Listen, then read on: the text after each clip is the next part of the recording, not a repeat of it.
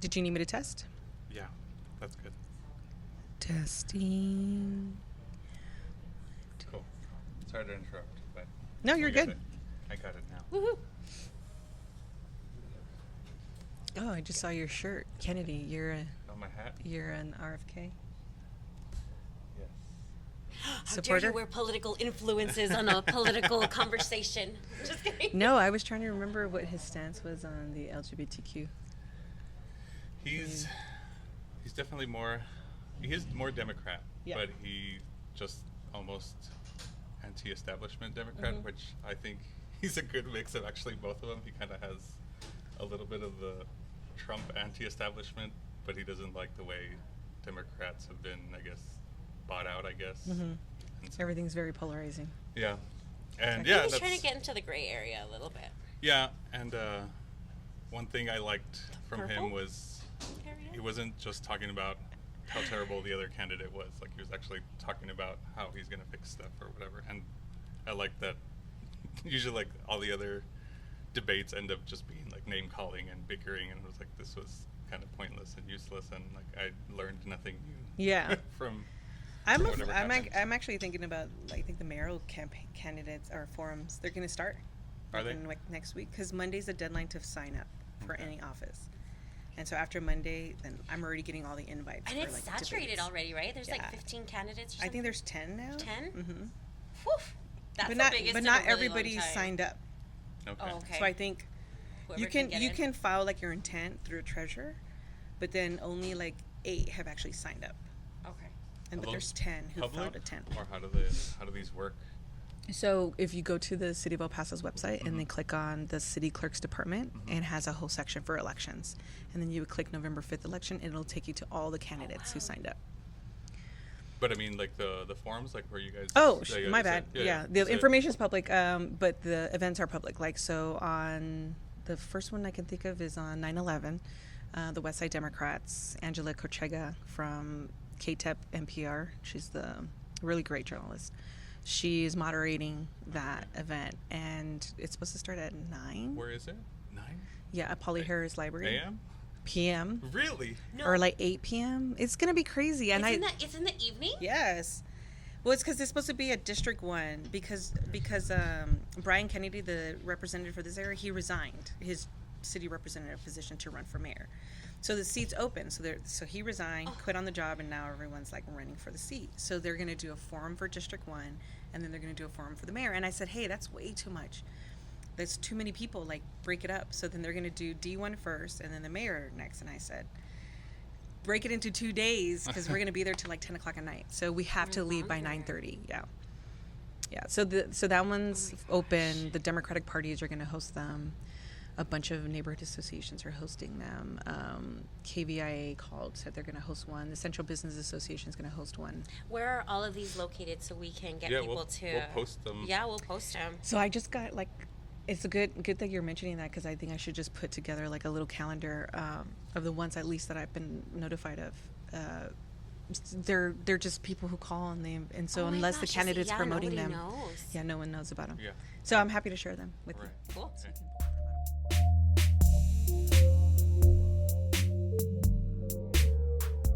We hear topics from politics, social media, academia, friends and family. You wonder about yours and their mentality. Our thoughts and actions aren't in conjunction and realize there may be an obstruction. The sky appears a different shade of blue when we realize we may be in the shadow of an eclipsed view.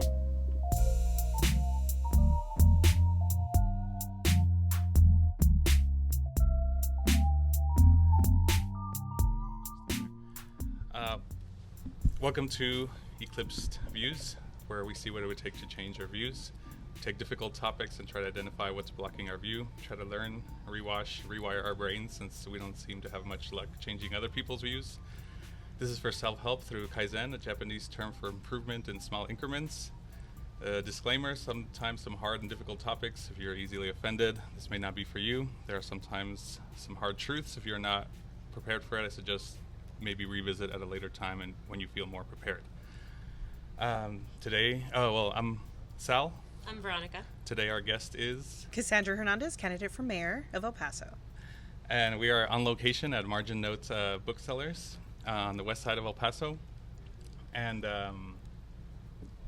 Cassandra reached out to us to be on our podcast, and we were very excited to have her on.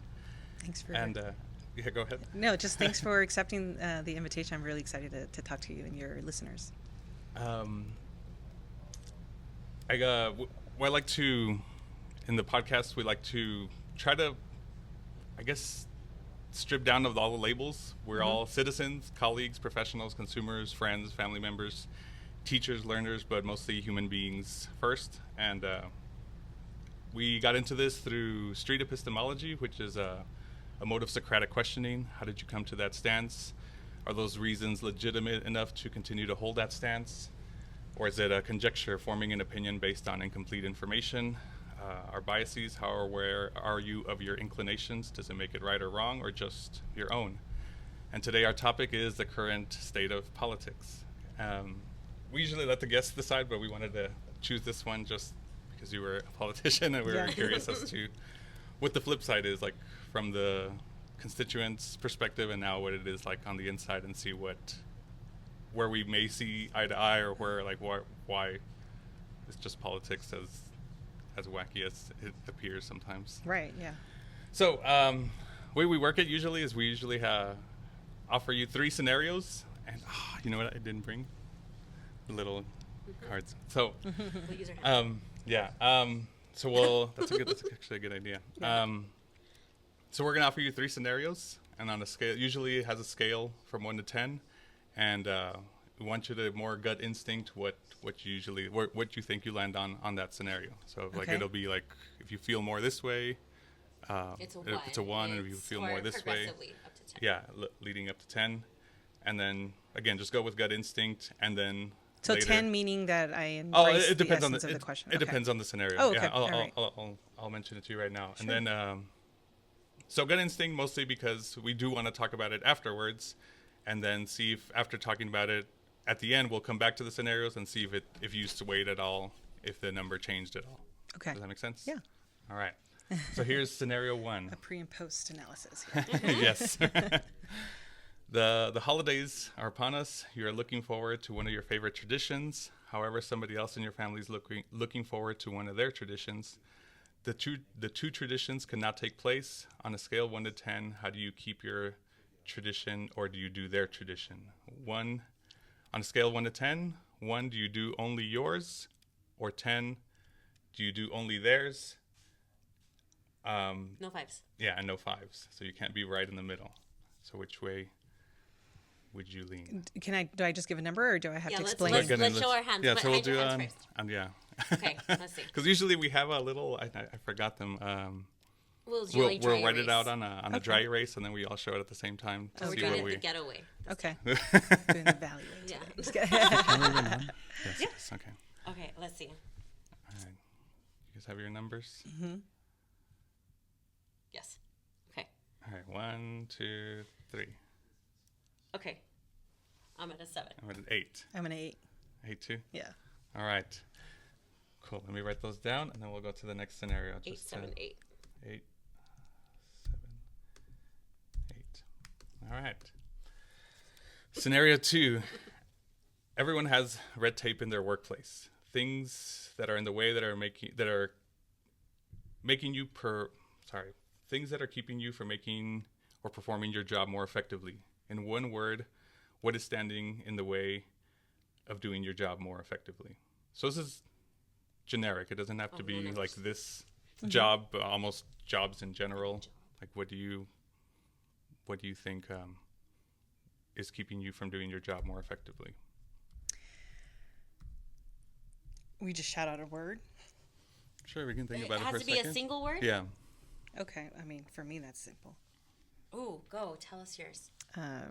Red tape, bureaucracy. Bureaucracy. Yeah. Mm-hmm. Some breakfast bars like douche, right? Oh my Veron? God. Micromanaging. Is that kind of the same thing? Probably. They probably all are going to dance around each other, don't you think? If I have too much micromanaging in a red tape environment, then absolutely. Yeah. They go hand in hand. Yeah. Mine would be trust or lack of trust, I guess. But And for not the the sake same. of one word, yeah, I guess. That's why I didn't Save I it was all. keeping it. And Oh, excuse me. Salute. Sorry, thank you. third scenario. For whatever reason, you've been given the opportunity to start society from scratch. What is the first thing you would want implemented? Well, the first thing I would want implemented, because I think we have a natural essence to be savages. And so creating some kind of foundation of law and standards of civilization, I think would be my first step. Meadow? I don't know. Oh, I'm so. My, Societal I wanna laws, know, yeah. It's like laws, right? Or But norms, I also right? want to know the strengths of each of the people. Mm-hmm. So I would have like some kind of discussion, like, what are you good at? You know, we were talking earlier about how you've learned you have so many different traits that you could be good at. Like, where do you best fit in to, you know? that's actually mine too. That was strengths and weaknesses of people. Yeah, that. So they're better, more appropriately placed. Or like people doing actually things that they like to do. Right, but challenge yourself a little bit more, because if you're in a brand new, I guess, city or society, how do you even formulate to question what are your strengths and weaknesses, and then how do you identify who you even question? So you almost have to create these societal norms about, hey, you're in charge, you're not in charge, and you're here to help, and then you're the leaders. And so you have to have that natural progression of people. And so before you can even get into that, I think the natural instinct of individuals is take what you want and survive. And so you have to limit that. And so I think a lot of philosophers have struggled with that over the years to say, are we instinctually good or bad? And if it's learned behavior, then how do you set those norms initially so that you can formulate a democracy and evaluate people's weaknesses and strengths? But like for me, I'm thinking very primitively of people, Right. not understanding technology, innovation. That makes sense. Yeah. Okay. Oh, I like it. No, but this is why we do this, right? Right. So we can all discuss it. So now we can discuss the topics and see if we can sway our numbers. Other questions to think about generally about the topics is how easily do you think you're able to change, or like how easily are we able to change our own opinions? Is the stance, how did you come to that stance? Like what influenced your number to arrive at that number? And how do you know you have enough evidence to get to that number? And are you aware of your biases, forming opinions? And ultimately, what do you think would be blocking your view? Essentially, what is the biggest obstacle that's in the way of getting you to change the number, or at least drastically or even a little bit? Mm-hmm. So the first scenario was the traditions one. And I thought, Cool, let's talk about it. yeah, I thought that was an interesting one because we live in El Paso. Yeah. And Right. our families are Yeah, the That's like matriarch in my family is going to tell me what to do, and if I try to deviate from it, it's going to be some kind of fight. chaos. Yeah, and so either I'm not getting tamales, or I'm showing up to make them. So those are the traditions I have to. It's their way or no way, and they will Okay, is penalize that- me and not give me tamales and And you're like, do you realize how Yes, important these yes. things are? during Christmas. I mean, it's I need my tamales. we all, like every other El Paso family, we get together for Right. days in advance of Christmas, and we just make tamales all day. so then in that sense, like what is it, the tamales that are that good that you couldn't give them up, or like what would be keeping you from, is like, you know what, this year I don't care if I don't get tamales, like I'm not doing it, like I'm doing my own thing. And Yeah, well, I think, as a mother and having experienced that, I think I take it for granted, because then I forget that that it's part of my tradition, it's part of my culture, and then I have to pass it on to my children. So I often forget, like, I might be tired, this is my vacation too, but we got to go make tamales because it's part of our culture. And I want to teach my daughters the same thing, and my sons. So they love it. They actually are great at making tamales, but that's because we all go together. And then when they eat the food that we make together, I think it's even more rewarding to everybody that we did this together as a family. So for me, it's not even a compromise. It's like, okay, I have a responsibility to share my family's traditions to my children so that they can pass it on as well. What if you were to have, well, to your spouse, what if he says, you know, we're going to Disney World and we're leaving 2 weeks before and we're going to stay there for a month at Disney. It's going to be the vacation of your dreams. Like, where does that compromise? Like, what has to happen? Well, it's kind of happened already, but we didn't take the whole family. It was a very difficult election year. I had got kicked out of office, and it was like very traumatic. I had 6 months to run an election, get back. I got put back into office by the voters after getting kicked out.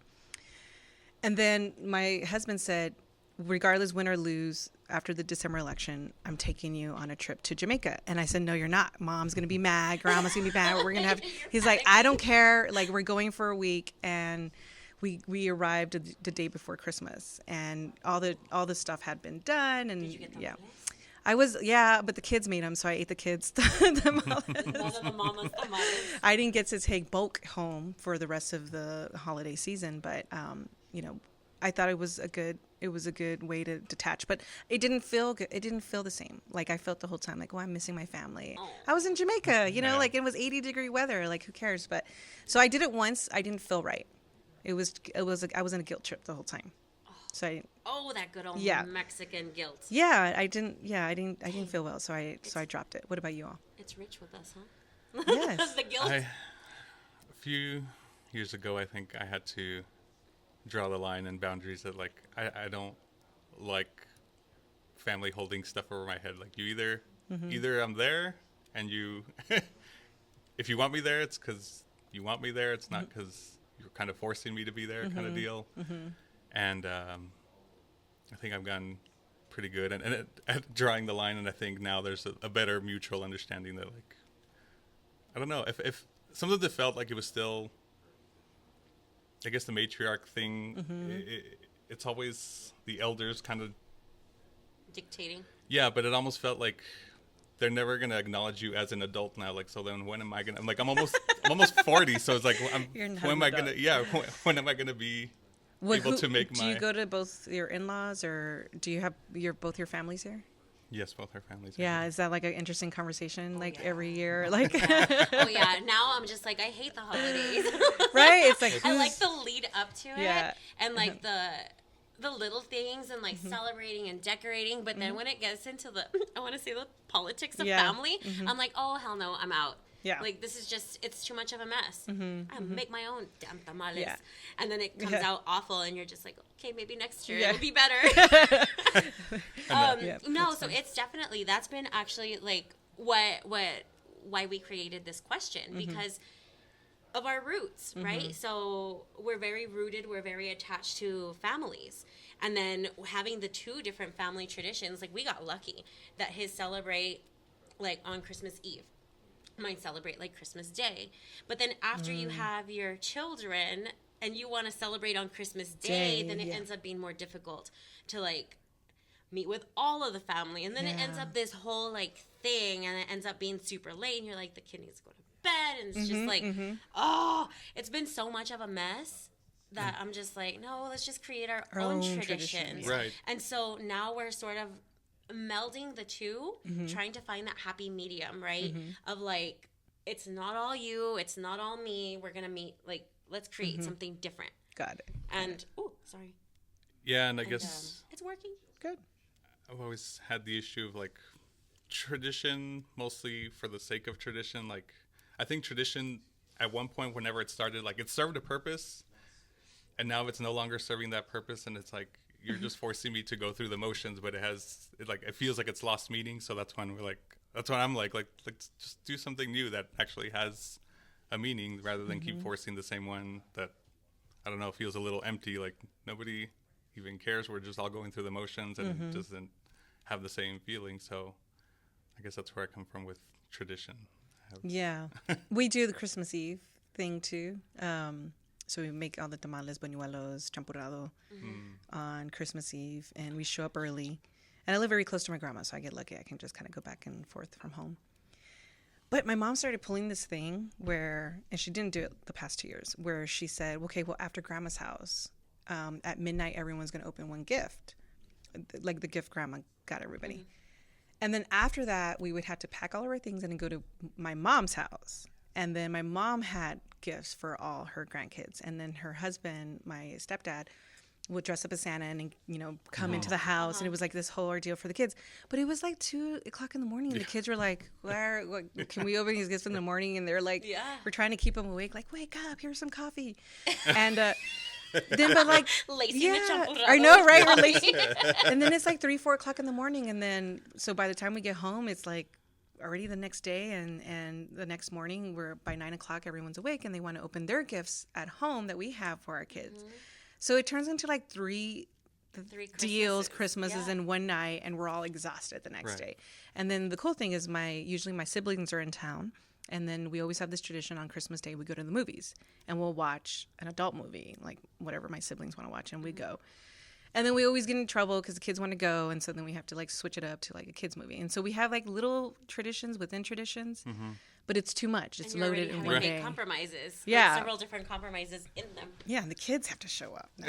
Like, who invited the kids? Yeah. I'm just kidding. It's Christmas. It's Christmas. This is a kids' holiday? Just kidding. But because we're co-parents, my husband and I, we often alternate the other kids and go with their other parents. So it works out. On Christmas Day, we can let the kids go with their other parents.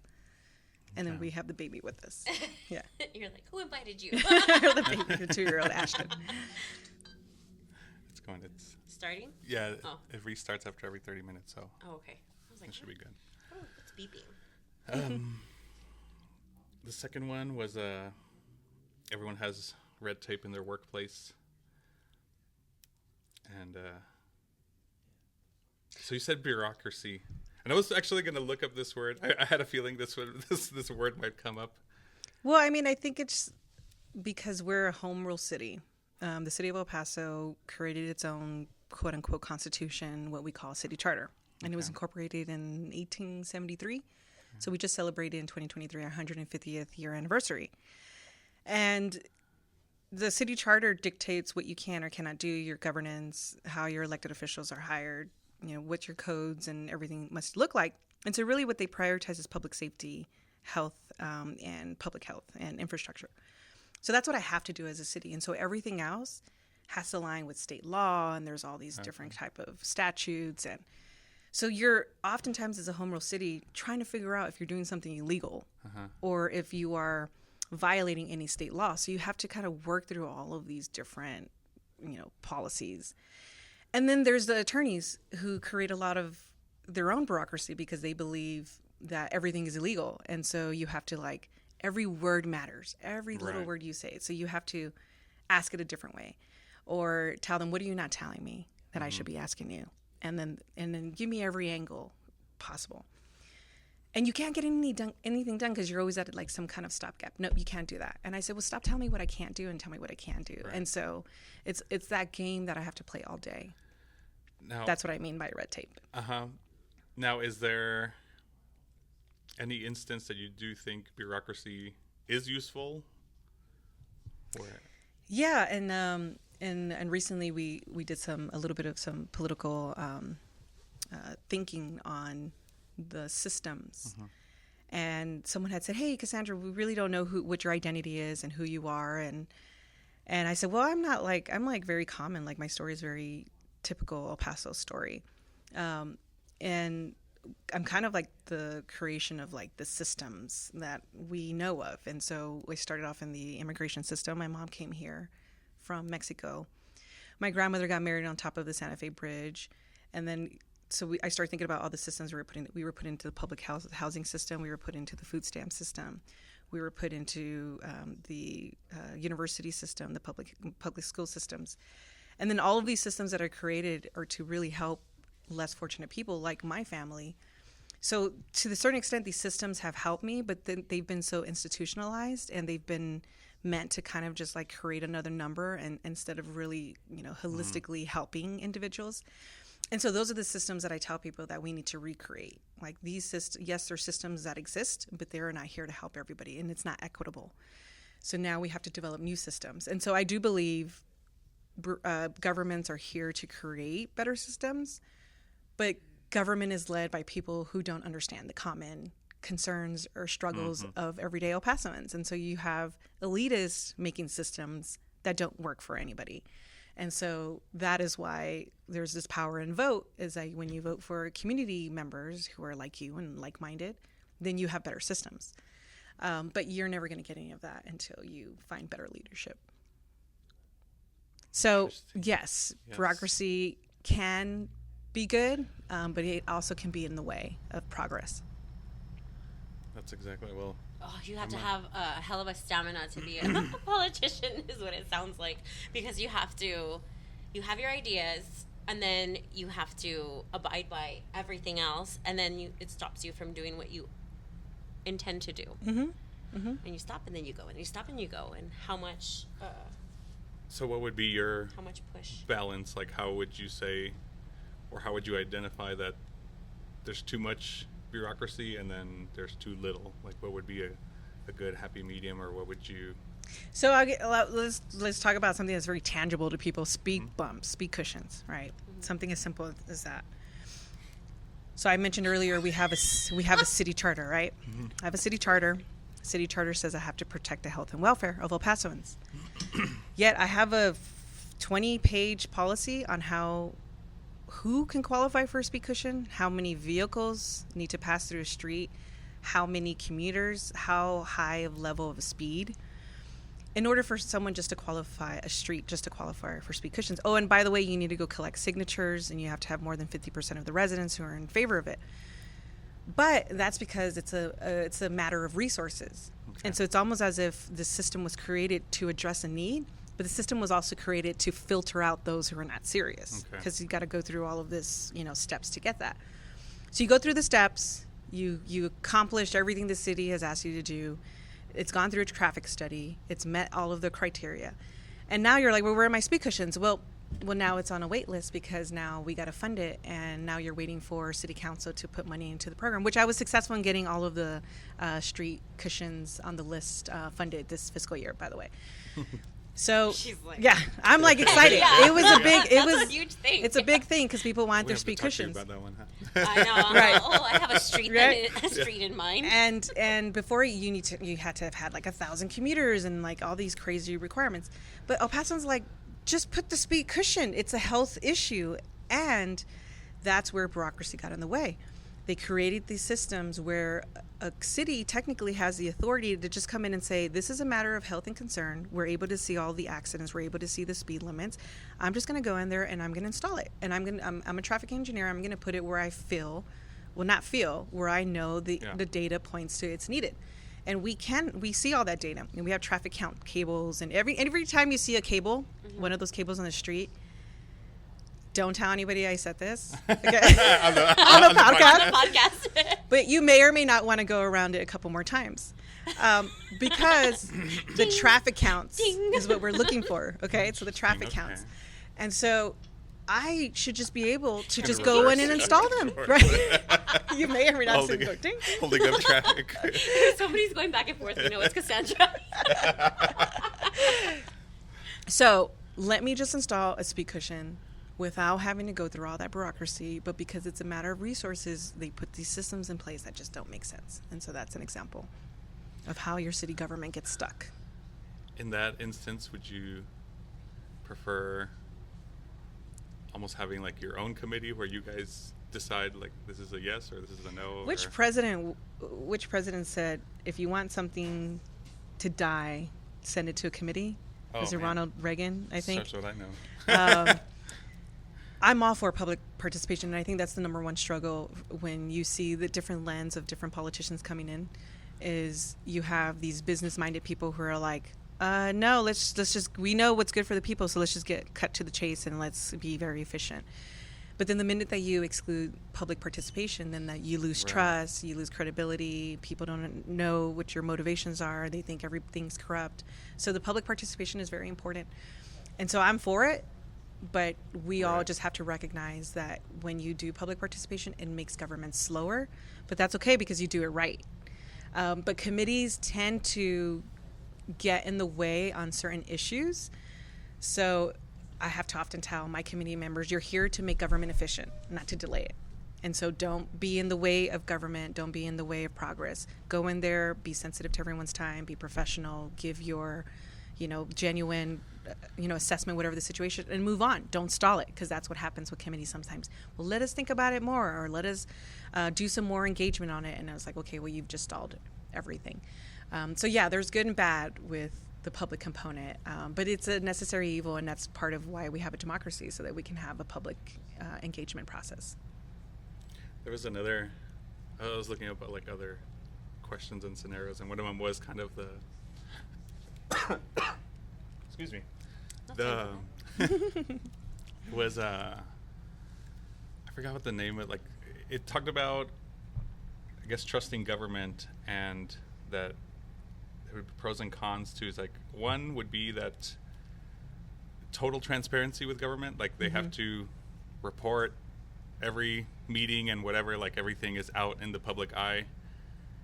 He's like, however, it would be slower. He's like, or have a very minimal like interaction with the public. It's almost just on a need to know basis. He's like, but then there draws the line where like they're not going to trust you either. So it's like, I was like, interesting. And there are some things that we can't be transparent about because we have the responsibility to protect the taxpayer money, and the city has deep pockets, and so there's a lot of litigation and any type of lawsuits that we're concerned about, and so to a certain extent we have to, and we're in the purchasing world, and we're one of the top 3 contract givers in the city of El Paso, so we issue a lot of procurement type of contracts for building, construction, services, security, park maintenance. And so anytime we're dealing with making sure that we're spending money wisely, sometimes I have to negotiate behind closed doors. And when we negotiate, it's to make sure that we're not seeing price gouging. And so if I were to say, I'm going to go build an arena right here in this shopping center, the value in all of these properties are going to increase overnight. So the state of Texas does give us that leverage to be secretive on some issues, so that we can protect the taxpayer dollar, but not to lose trust and not be transparent. Right. Yeah. Like it's just kind of goes hand in hand. Like that's not the intention, but like that can it's a necessary evil, be viewed as that. Interesting. Well, your problems are way bigger than mine. We've heard too that I guess, I don't know if like presidential elections are always just marketed better, but they always say like vote at your local level rather than at the big level. You're more likely to see change through the local ones and through the big ones. Could you give us a rundown, like, because even I have no idea as to how El Paso, any of the politics work, like how, like at least for the federal one, like there's a House, a Senate, and that like judicial branch, legislative branch, and what, like, could you give us a small like rundown of how El Paso, a basic one, explain it to me like I'm 5. Sure. Well, I mean, I used to teach state and local government at the community college. I was a volunteer just to try to get young people more engaged civically. And so, like when I go speak to kindergartners and I have to explain, like that. Yes. they'd be like, tell me, they'll ask me, they have little questions prepared, like, tell me what a day, and I'll, your day to day as a city representative and like what your job entails. And I'll be like, this summer I have to spend $1.3 billion. And so like my kids will be like, how's work? And it's like, I spent $1.3 billion. What did you do? And that is all of the taxable revenues that we received in some form of a fee for service, property taxes, sales tax revenues. We have enterprise funds. So we have over 30 departments that your city council is responsible for. And we have what we call a council manager form of government. And what that means is that your city council is elected. There's 8 city representatives. And then your mayor, who is a non-voting member, he breaks ties, who is the government that's elected by the people. So it's the people, then your government, which is your elected body. And then below your elected body is your 3 employees that we have as city council. So we hire and fire your city manager, who professionalizes the administration. They do all the hiring. We fund almost 7,000 employees for the city of El Paso. We're the fourth largest employer. And then the city attorney is the other person we hire and fire. They're responsible to protect everything from litigation. And we have a lot of litigation. We're sued a lot, especially related to police claims, environmental bus, some metro claims. When we didn't pick up your trash, or when a truck hit your car or something. So we get hit by so many claims. And then we have the auditor as well. So we have 3 employees that report to us. And then 7,000 employees, 30 different departments. And the way your city government governs is your city council is responsible to set the budget and the tax rate. And then we set all of the policies, and we direct the city manager to implement all the policies. And so there's this notion that city council hires everybody. And I'm like, no. So people call me like, hey, I need you to call the chief, and I need you to go direct him to do X, Y, and Z. It's like, well, it's actually unconstitutional. It's against our city charter. I cannot direct any city employee. I can, however, direct the city manager, which is why this fight right now over who's going to hire, who's the next city manager going to be, is important, because the city manager sets the tone, motivates 7,000 employees. They have to have strong leadership skills. They have to have really sound fiscal and policy management and understanding. And so the city manager really is the person who runs the entire administration, but they don't make any decisions without city council. We make all the budgetary decisions. We set the resolutions. We set the tax rate. We set every law, policy. And so what I tell kindergarteners is that home rule cities can create local laws. And one example I give is about movie theaters. And I tell everybody, who here loves butter at the movie theaters? And they're like, oh, I love butter. And I said, but you know what? El Paso has a really hard time with diabetes. Every single one of my members of my family have diabetes. We need to put a butter tax. And so I'm going to put a butter tax, and I'm going to eliminate butter from all movie theaters for all time. And so I'll be like, who here is in favor of getting rid of the butter? And then like half of like the kids in the class will raise their hand, and the other class would be like, who you butter haters? And like you see these kids like turn on each other. And I'll be like, yeah, and I'm going to approve it. And you know what? There's nothing you can do about it, because I just made it a law.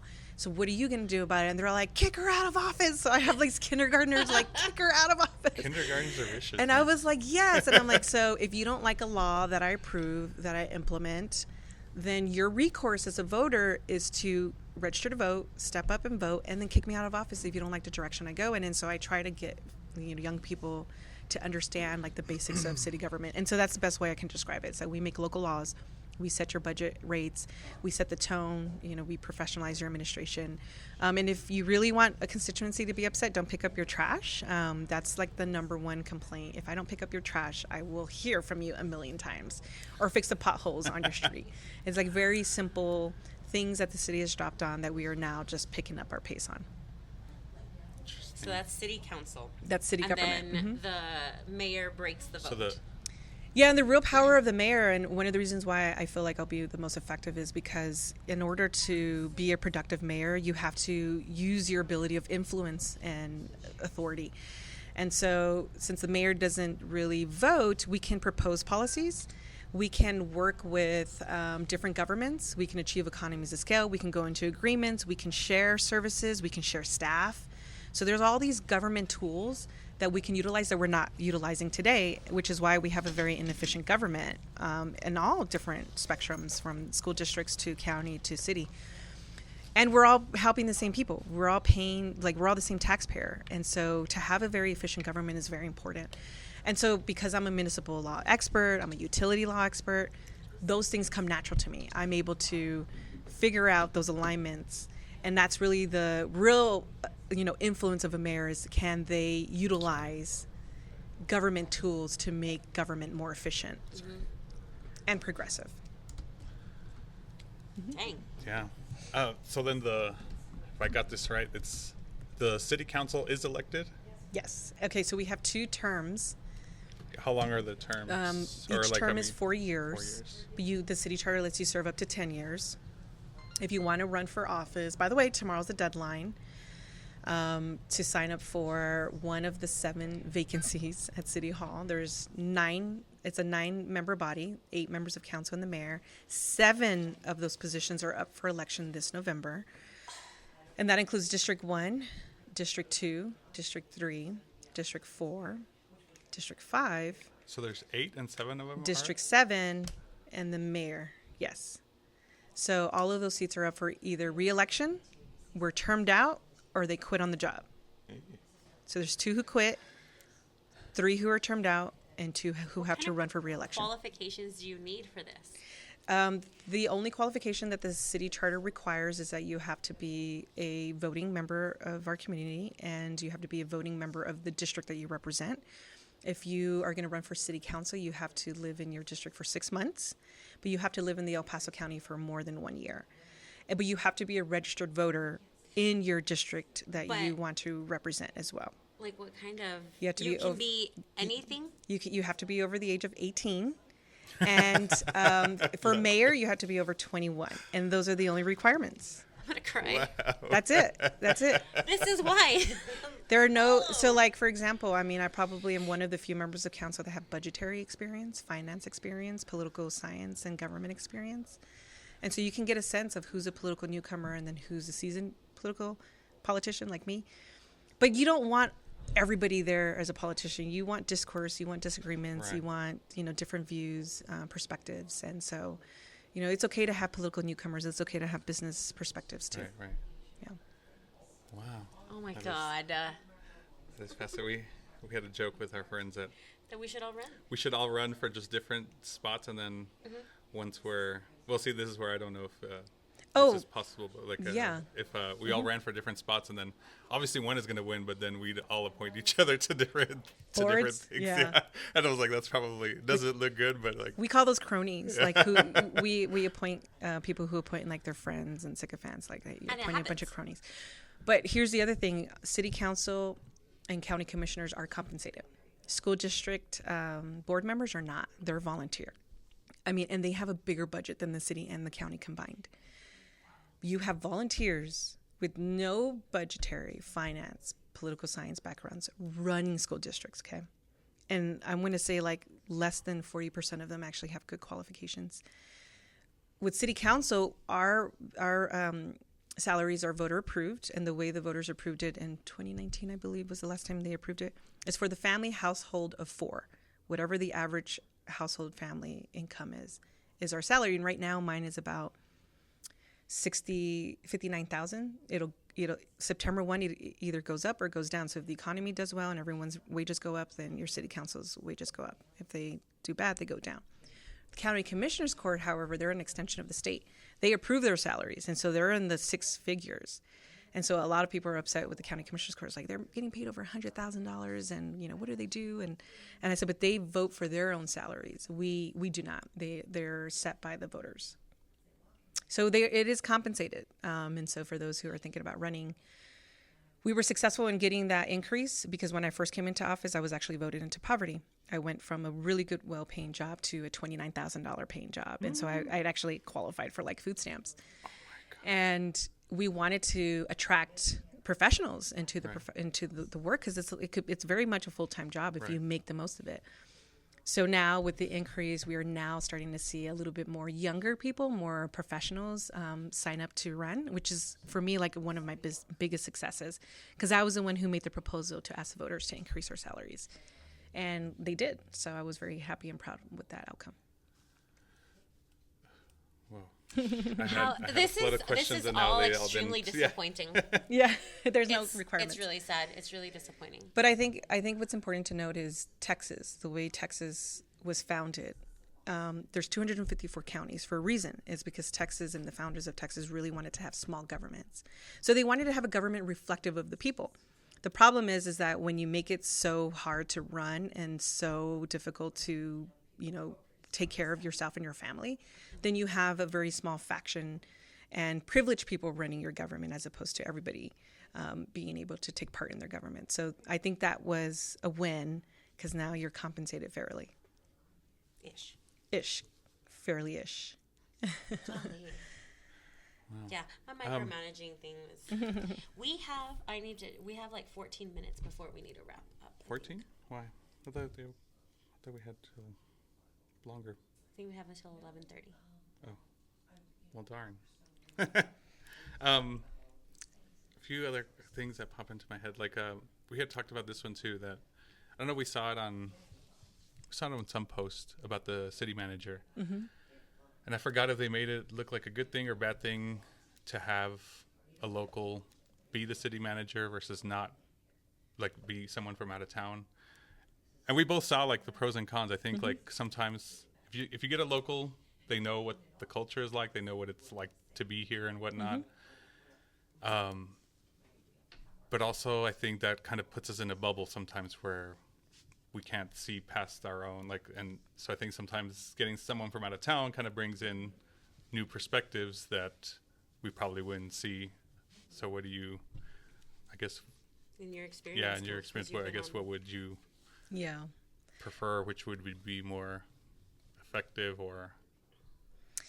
Yeah, so I've been in government for over 15 years, and what I can say is for my friends who are not from El Paso, who are professionals or working in government, I get really upset because they often say El Pasoans have island fever mentality. And for the longest time, I was always offended by that. But then, what does that mean? But then I started thinking, because we are so isolated in West Texas, and we're not next to like these big metropolis type cities, you get that a little bit. You get where, you know, hey, this is El Paso, and sometimes it's pobrecitos, we can't do anything, we can't afford anything, and we're just going to live in this perpetual state of poverty because we can't afford anything, so therefore we shouldn't invest, and therefore we shouldn't make bold decisions about the vision for our city. And that is kind of the rhetoric that I'm fighting right now. And I really much attribute that to the old Democratic guard in El Paso, who have done very little to do anything for this Democrat right here. When you see young emerging leaders in any party, you would assume your Democratic Party or your Republican Party would come in and be like, hey, let's cultivate this person. They could be a future leader.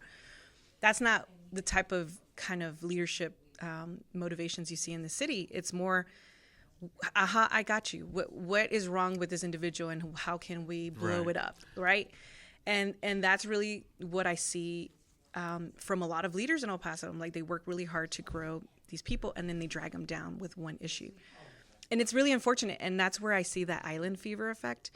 But related to the city manager, and I'm sorry, I had to bring that up because I feel like a lot of the foundation of the concerns about outsiders is because of our concern about change, our concern about, you know, is it going to be too expensive, evolution of our day-to-day. No, we don't want to be Austin. We don't want to be San Antonio. Why are people coming in to tell us how to be like someone else?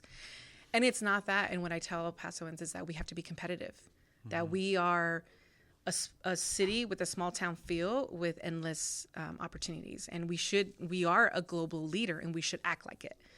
But we think so poorly of ourselves because we don't understand how we fit holistically in the border and in the United States, that we are the largest binational, bicultural community and workforce in the Western Hemisphere.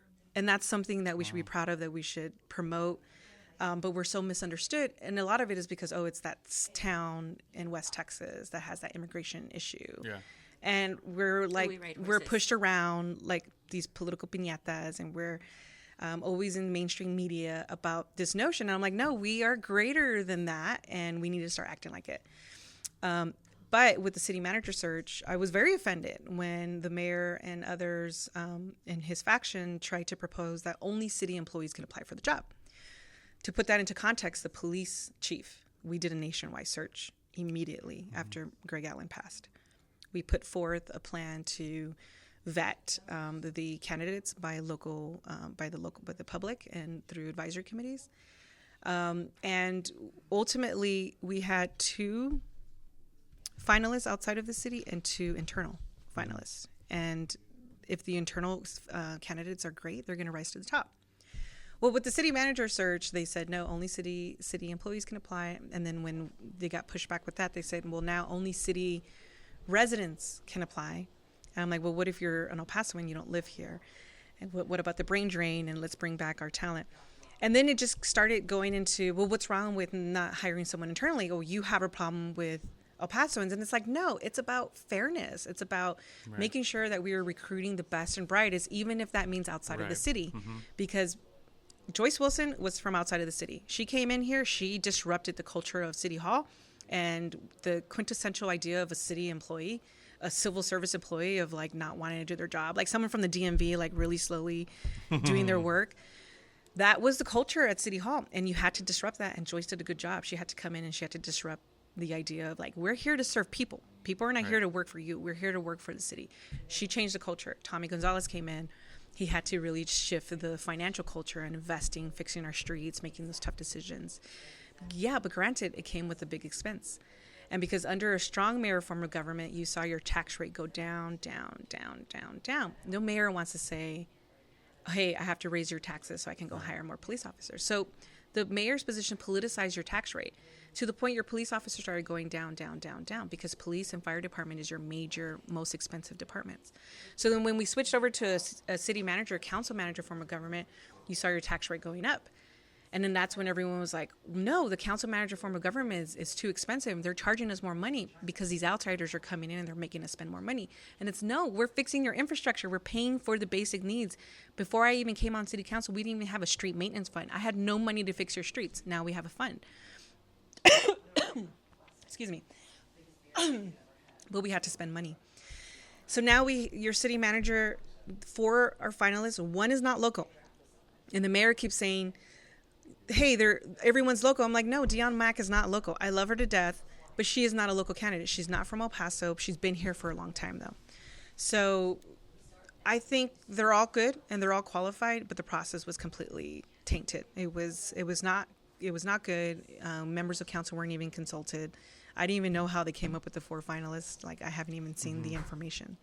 And so the whole process has been questioned for transparency. Thank you for the water. Okay. Definitely. And it feels like the government's always damned if you do, damned if you don't. Because I feel like I have noticed, I told her at one point, for street repairs, I remember hitting a few potholes, and then like one day, like I think I was expecting it. I was like, hey, I didn't hit it today or whatever. And then I started noticing a few more. I was like, hey, they're not lasting very long, like being open, like, or at least like there was before. A point where they were filling up quick. We're like, yeah, wow, like we do 16,000 pothole repairs a year. And the city touts that. I'm like, that's not a good thing. That means, we have some real deterioration problems with our streets. And that is because you had a mayor form of government, a strong mayor form. I'm a candidate for mayor, and I advocate against a strong mayor form of government. Talk about an easy way for corruption.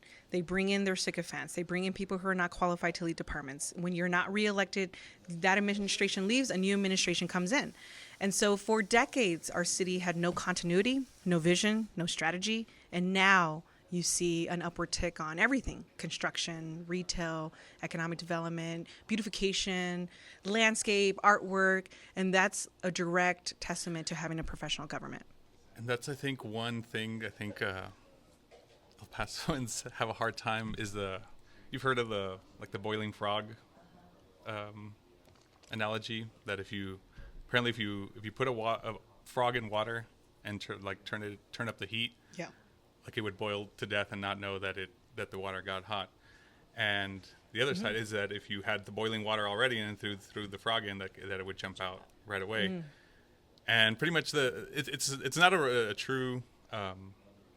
It's not like that frogs don't do that, but the point of it is that if you see, it's pretty much seeing slow progression and you sitting in the slow progression, and that you don't notice it because it's so slow. But if you were dropped at point A and point B, so thinking like if there is changes, like drop us back in El Paso 10 years ago, like now would you notice the differences? And I think that's what I'm saying, that like El Pasoans are sometimes blind to the things that it has done, versus like you just complaining. Like it's easy to complain about the stuff, but like drop yourself back 10 years, see what is different. Like one thing we were noticing, it was like already it's been past 10 years since the stadium, right? The Chihuahua Stadium.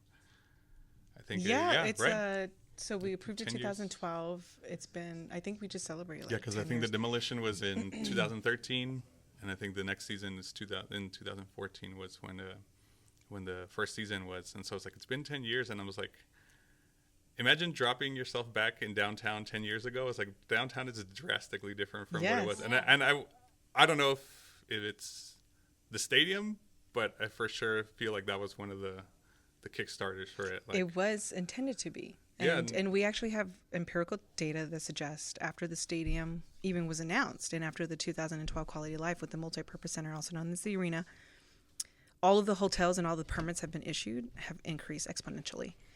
And that was because they depended on our leadership and they believed in our vision, these business owners, to invest in their hotels, to invest. I mean, remember that DoubleTree? It was like vacant forever. Right, It was yeah. this high rise that was vacant. I remember we used to go in there when we were kids and like we shouldn't have. I mean, but like we are experiencing a renaissance in downtown. Yes. And it is a true indicator of your economy. So your downtown is like the living room of any home. Mm-hmm. So if it's vibrant and it's happening, then now people can see and expect great things from El Paso. But we have to have like-minded people in governance to make those bold decisions. And sometimes that means investing in your community, because if you don't invest in your community, then how do we expect for businesses to come to El Paso and invest in our community if we're not even willing to invest?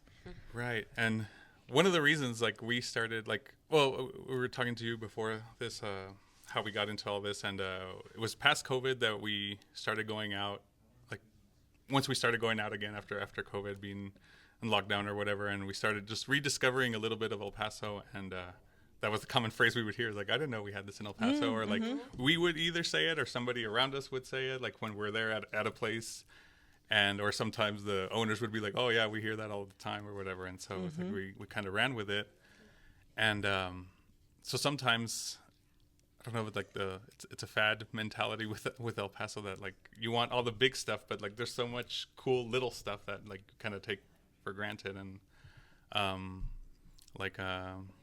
Well, like this place. like everyone wants a Yeah. cheesecake factory, and I'm like, we have a place that sells cheesecake, like, And it's Yeah. local. And- It's yeah, and it's local, local, and so- he and his wife make the cheesecake. The cheesecake. and Oh yeah, I think I know who you guys are talking about because Yeah. I've seen this cheesecake. So someone said, Cassandra, if you were to launch your campaign of like I'm bringing a Buc-ee's to El Paso, which it'll be a goal of mine to bring a Buc-ee's to El Paso, to bring the recruiters here so they can take a look at some of the land that we own a lot of land. I don't see why not, but you have to have a strategy with your economic development teams to go out and bring these recruiters to El Paso. And we can have those big retail options, but we have to have the space for that. We have to have the development. And to get those developments come with economic development incentive packages. And those are demonized. People they see it as corporate welfare. And I'm saying, no, we have to go into these agreements so that we can attract these businesses who are actively, we're in competition with other communities who are giving these incentive agreements. So we have to be competitive, and so we actively have to issue those. So can you give us some insight also onto, because sometimes I don't quite understand like bringing, I guess, those corporate big businesses or corporations sometimes seems like a negative thing because it's going to take from the local business, the smaller one. Like let's say it is a cheesecake factory now. If it were to take from an established local business that's already here. And then also at the same time, I feel like any local business, like let's say this bookstore, it would be its goal to like grow and expand and have multiple locations. And then like if it eventually grows to the size of being a corporation, then like at what point is it a bad thing that you're too big, or like when do we bring in big things and doesn't take away from local? Does that make sense? Yeah, no, and I think when people understand a little bit better, like franchise, like how to open a franchise, I have a bunch of friends who opened franchises from these big companies who had to invest all of their life savings just to start the franchise and then to see it grow, and it's very expensive. And so what I tell people is like, yeah, we technically want to help local businesses, but let me tell you how it helps your city government. It doesn't matter if it's a local company or a franchise or a big national chain. If you're spending your sales tax dollars here, it's directly helping your property taxes and reducing your property taxes, because your second highest source of income is sales tax revenues for the city of El Paso. So don't go to Las Cruces or all these other places and spend your money. Like, if you want to make a difference, spend your money here. It doesn't matter with who, with a local or a national chain. And then those who open chains that are franchisees, those are El Pasoans who are reinvesting their savings so that they can grow to provide a different commodity or a different experience. And there is enough room for two different type of cheesecake factories. You have a clientele that wants to pay $75 for a cheesecake, and you have some who can afford $20 to $30. And so there are two sets of populations that we can help. And we need it all because we don't have a lot of diversification of businesses here. And so we welcome it. I just tell people, I welcome it. You're hiring El Pasoans. You're keeping our unemployment low. And so long as I see wage growth, it's helping our economy. Okay. Even with the corporations, one of the arguments I've heard is that it technically takes the money somewhere else, or like at least the taxes are staying here, but if they're having to pay like franchise fees and whatever, like that part doesn't stay here. Does it go, and it goes somewhere else? Is that how it works, or? No, I think there is extent of the money that leaves, because I have a friend who owns a cleaning franchise company, and she says she has to pay royalties, and those go to like their corporate headquarters. But the way she describes it, it's like it's a portion of her income versus the income wealth of her employees. And she has like 40 different employees, and she's paying them all very good. And even though it's in maintenance, she has government contracts, so she's paying, anywhere from $15 to $20 an hour to do cleaning of offices. And I'm like, you can, if you go to any other cleaning service, you're going to get paid minimum wage. So national chains do come with higher wages, and I think that's an important component of increasing our wage growth, because our wage growth is lagging. It only increased by less than 0.1% year over year, our wage growth, and that's not right. It's not enough. And other communities, in Texas, it was like, over 12%, I think, wage growth. And so when you start to compare El Paso to other communities, like, we have serious concerns with wage growth. Who changes that? City council? The Federal Bank of Dallas monitors all the wage growth, and so they give out monthly reports, and I review those monthly reports. And the way to change wage growth is just to create an environment that welcomes businesses, make it business friendly. And our city is not business friendly. If to go issue a permit, I'm sorry to say this, I can make a baby faster than they can issue out. Oh, no, like absolutely. Permits and all that stuff. Talking with several different people in businesses? The community and businesses that have become our friends, and they're telling us all of this stuff. You have to jump through 1,000 hoops, and it takes at least a year. It really does, yeah. And some said like they were getting the runaround, like oh, you have to go to this department. It's like, oh no, that's not this one. It's over there, and like and so. Yeah. And so my husband does business development because he worked at the city, so he understands the bureaucracy. So just to help businesses kind of go through those steps, that's what he does, because no one else knows how to do that. Right. It's not like a service that you just go and say, hey, how to open a business in El Paso. Oh no, here's like your steps. Like, no, it's like how to navigate the government so that you can open up your business. Actually, we'd be interested, because somebody mentioned to us, like, could you guys do a video on how to open a business in El Paso? Because we got the runaround. It's like, it'd be great if somebody just knew. I was like, I'd be open to that. Yeah, my husband totally, he's taught me a lot, because, I just don't understand a lot of it. So. There's like a few others, but I know we have so many questions, but we have to cut it. What are the quick one, at least on subject, is do you have a city in mind that you kind of not necessarily look up to, but like want to emulate or want to grow it to, or like have a goal? For me, because if you look, because it's getting hotter in El Paso, and so I'm trying to think bigger in terms of how a city can not only cool itself when you're living in the Southwest in a desert, but how to have a more walkable city. And because we have so much sprawling, like, you have to take your car everywhere. And the number one polluter in El Paso is vehicles, idling vehicles. But I have an electric vehicle now, by the way, so I'm very excited about it. And walkable cities are very popular, and I think I tend to, when I look at cities, when I visit cities, I don't see a city. I see the infrastructure in a city. Right. I see sidewalks, I see trails, what we're kind of trained to systems, see or whatever. And then I think next, okay, what is the funding source? And all of these cities have specific funding sources that they use from their sales tax revenues so that they can fund mobility, public transportation, and walkable cities. And did you know the city of El Paso is the only city that sells its sales tax revenues with the county government? And that's because the voters approved that like back in the 70s. So they actually get the surplus of funds because we share half of the sales taxes with the government of the county. And every other Texas cities uses that half penny so that they can have a robust, walkable city, and they use it for transit. It's really interesting, like when you compare what kind of revenues the city of El Paso has compared to other cities. And once you break down all the money, then you realize, oh crap, like we're in a real conundrum because we're already very low resources.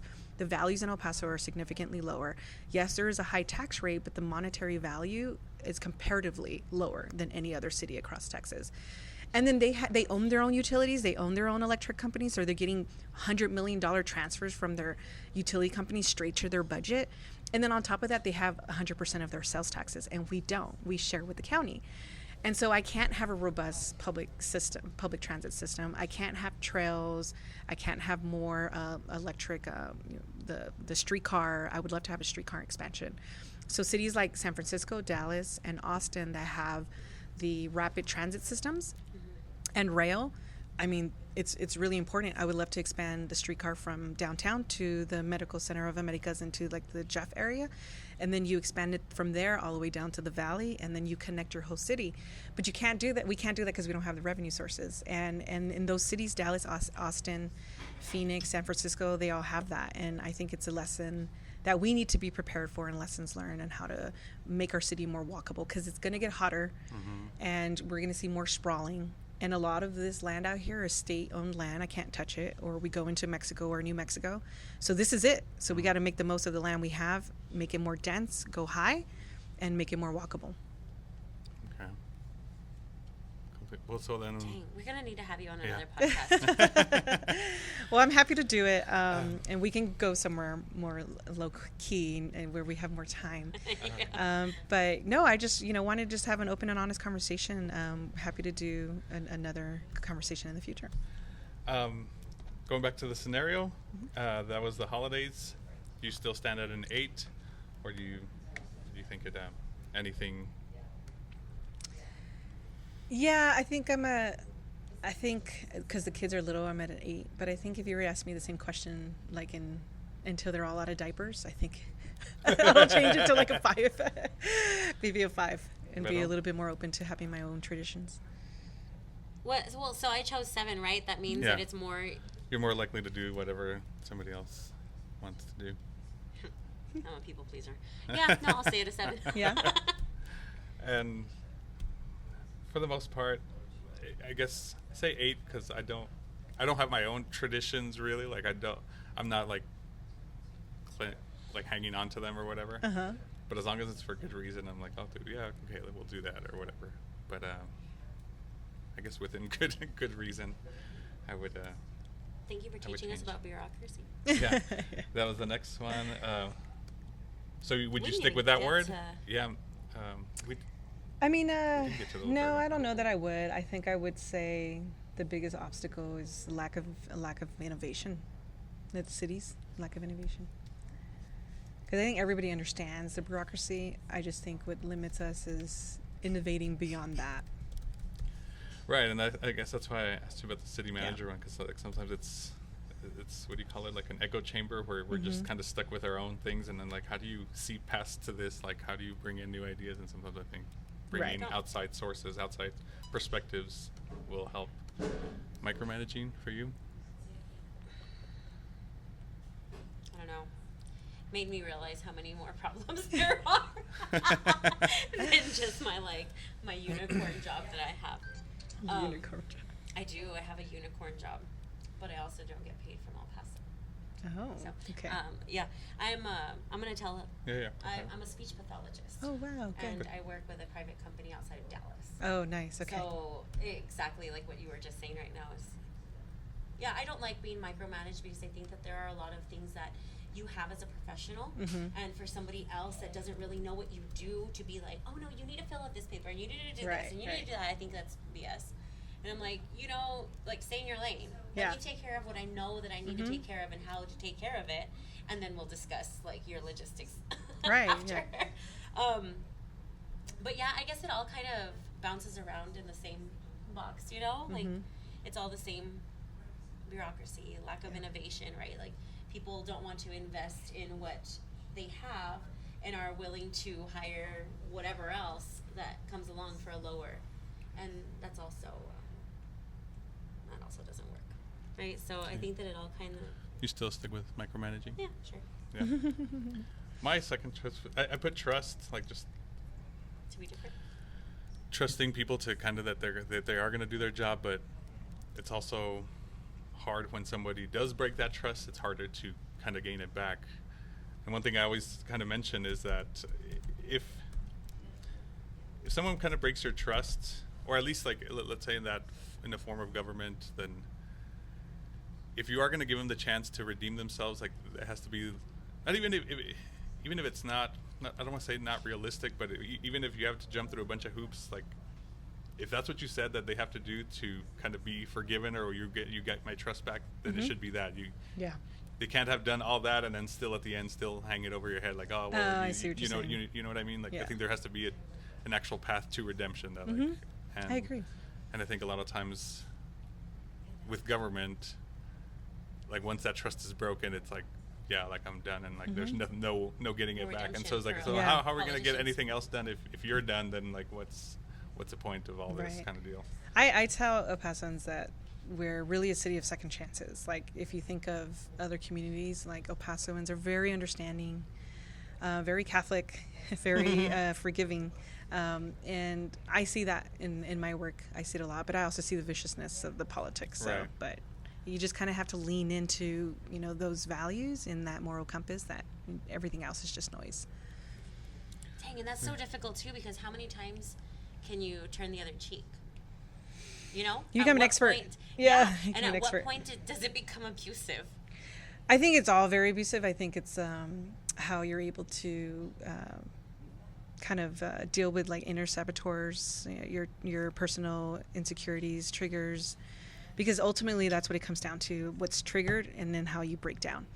And then every scandal or any problem that's encountered, you just build upon that stress, really, like stress intake and stress levels. You build until a point where it's like you either becomes incredibly jaded, which oftentimes I had become, and you have to redirect yourself, or you just be like, okay, this is what leaders have to go through. This is part of democracy, and you just kind of learn to grow from it. Yeah, I kind of hear my grandma in my head saying, "Que se aguanta." Yeah. And I'm like, oh my God. Sí se puede.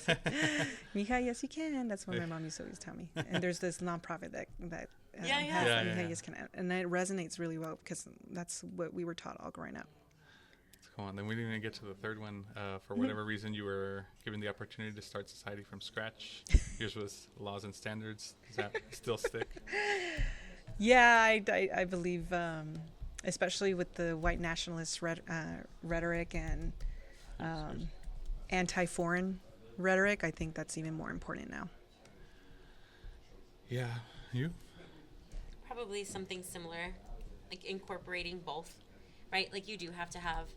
You do see people stick out. You do see who your leaders are. And then you're like, okay, well, you go ahead and tell us. What about this? But now you go ahead and tell us about the strengths. And I've always had a problem with that. Like, at school. Like, I'll lead it. Like, yeah, definitely. Because I already know where things are supposed to be. Right? And so I think that it's slightly on the ignorant side just to say, like, I want to find out the strengths and weaknesses of all of these people without putting a leadership role per se. And I think that I ignored it because usually it's already established. Yeah. And I'm like, no, what are you good at? What are you good at? So then I already appointed myself, and I'm like, okay. That's not... Yeah, you appoint yourself nice as the leader. Either. Yeah. I'll figure this out, right? And so incorporating more of what Cassandra said instead of just... I have a personal philosophy of, like, just being able to go back and forth. Like, not everyone has to be a leader, not everyone has to be a follower, but, like, can you switch roles? Like, if you can be a leader, you have the leadership skills, then great, but can you also be a follower? Like, because I think when there's also too many leaders, like, then there's no progress because like one's trying to lead one way and then the other one's trying to lead the other way, and if I don't know, it just becomes a stalemate because it's like a tug of war. Like, oh, let's do it my way. Let's do it my way. And Doesn't like, that happen a lot in politics? Yeah. Yeah. And that's how that's how the wars are created, right? And Yeah. it's like a and I think there I'm has to right. be No, a I'm right. point where like, okay, like you're in charge of this one. We'll just kind of follow lead. Like, even if I have leadership skills, I'll follow the lead here. And As I get older, that's easier. And I'm old now. So that's how come I'm like, okay, yeah, definitely. I think that I can fall into, hey, look, I'm good at this. Let me help out with this instead of leading the way on that. However, if I see you struggle a little bit, I'm right there. Yeah. I'm ready to help you lead. Good. Eee. I usually look for the weak. What do you mean? When you're in politics, you tend to see where the greatest weaknesses are in individuals and their leadership skills, and then you grow them, and then like natural leaders will bring you help along. You facilitate bring and everybody along with you. cultivate Exactly. their strengths. Yeah. a few off subject question. What's your favorite movie? She's like, I'm a politician. I Well, don't it's have time because to watch honestly, movies. like I watch a lot of like comedy, satire, like the Last Week Today, John Oliver, Daily Show. That's like what I watch. I mean, I don't Okay. really have time, and then I watch all the Even kids as a- movies. Yeah, so I don't. I think I think the last favorite movie I had was Clueless. Wow. Oh, Okay. man. Like been from when I was busy. young, from when I was little. Yeah. Like I don't remember like movies now. So. None of the ones the kids Yeah, watch. I You read a watch- lot, but I read contracts. I read government issues and Fun. yeah. So it's like I'm not a lot of fun. So I'll watch like the comedy shows, and I know I'm not a very fun person sometimes. So Yeah, Dedicated. yeah. Favorite music? Favorite artist? I like lots of music, but got to give a shout out to the local groups at the drive-in. Mars Volta, big fan of Sparta and company. So I like all types of music. Jazz. I listen to rock. I listen to soft rock. I listen to hip hop. I get real gangster. I have series, so I listen to talk shows and I spend a lot of time driving. I'm driving all over the city all day, so I put some podcasts on too. Into the Weeds is one of my favorite podcasts. I listen to the news every morning. My kids and I, we listen to KTEP, NPR, and so we are fully informed every morning before we get out the door. Dang. Cats or dogs? Dogs. Got 3 of them. And Oh. 8 turtles. Hey! Turtles! Nice. My husband's a reptile lover, but then we had an alligator, and we sent it back to New Orleans with family. Yeah, we adopted an alligator from the Animal Services shelter. I wanted one. We Yeah, almost got one. you might find one at the Animal Services shelter. It was a random alligator that we adopted. It got too big, so I made How him big send did it get? He was already like 24 inches. We got him when he was like 16 inches. Did he have like any emotional? Was he emotional, or was he very reptile brain like? It was still little, but I think they grew kind of a little bit of a relationship with one of my sons. Interesting. Yeah, because he was always just staring at it, but I was afraid he was gonna bite his nose off. They would just stare at each other, and the other one Yeah. was like, "I'm gonna eat you." Yeah, so he would take it. Like my husband would take out the alligator and then watch the kids and like give it raw chicken and all sorts of Oh foods. wow. Yeah. Fun. Yeah, it was gross. I was not having it. I did not want it. I was paranoid because it could grow 9 feet long, and I was like, we gotta because get it it was out of an here. actual alligator. His family lives in New Orleans and Baton Rouge, so when the first chance we got, we took it back. Wow. We considered getting a caiman, and once we found out they grew grew to to, 6 like, feet, 6 we're like, feet. oh man. I was like, oh, that can And then- fit you minus like a couple of inches.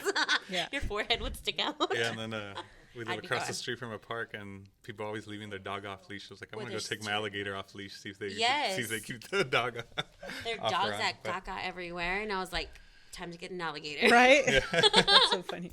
Free food. All And then I right. wanted a cow. Well, thank you so much for Yes. doing the Absolutely. podcast. Thank you for having me. Visit our website, www.omni-versal.com. Email us at info@omni-versal.com. Check out our store. Check out our social media, Instagram, YouTube, and TikTok. And we'll see you guys next time. Wait, thank you again to sorry. Margin Notes for hosting us. Yes. And come and visit is over here on the west side of El Paso, in Cimarron. Market. What is it? Cimarron Market. Very nice place. Very nice place. And if you want to learn more about me, CassandraForMayor.com. Ooh. Thank you. Cool. Bye-bye. Bye. Ciao.